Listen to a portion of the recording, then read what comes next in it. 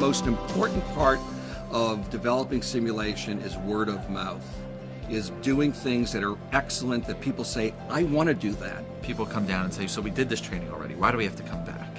And so this concept of deliberate practice, doing it over and over and over again, dedicated time to training.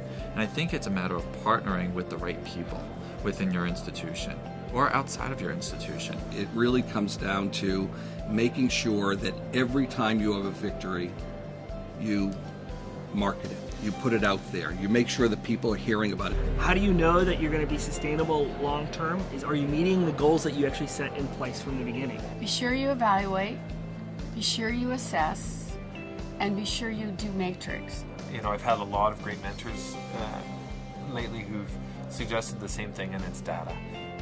It's about showing that you're benefiting whatever it is your goal. So having a clear vision of what it is that you're trying to do and some data to back up that you're doing it. Graphs on the wall or charts, newsletters, having people come and do demos.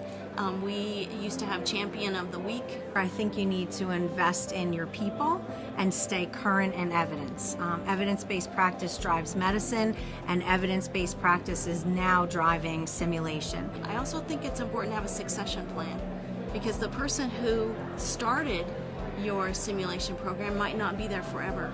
What's really important for that person to share the knowledge and to get people behind him or her so that when that person moves on to a different aspect of simulation, there are people who can step in and keep the program moving forward. Following up and saying, you know what, we did this initiative because we think it's going to improve patient care, and that doesn't end at the day, at the last day of the session or the boot camp or whatever it is that you're putting on, but that it carries on, and you follow up with these people and you say, you know what, you committed to this change, you committed to trying these things out, are you doing it? Make sure you collect evaluations from the people that were in the sim, and not feel-good ones.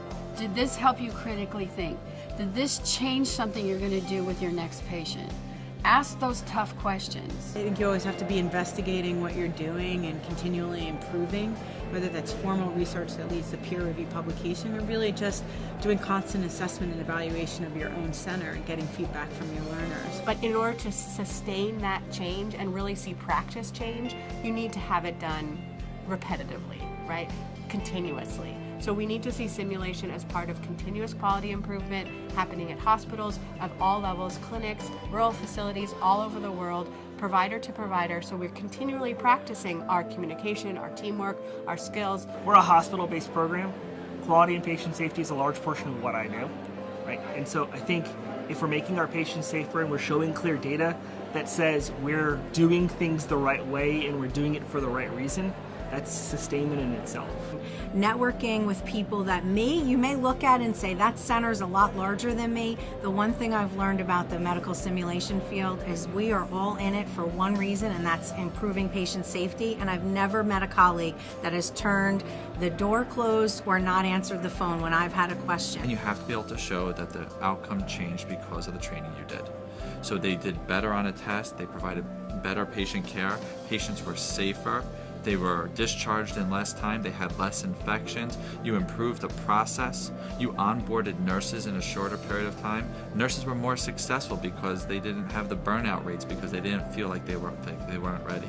Medical students are providing safer care, residents are engaged more, so whatever that outcome measure is, we need to be able to identify and speak to it in order to sustain these programs.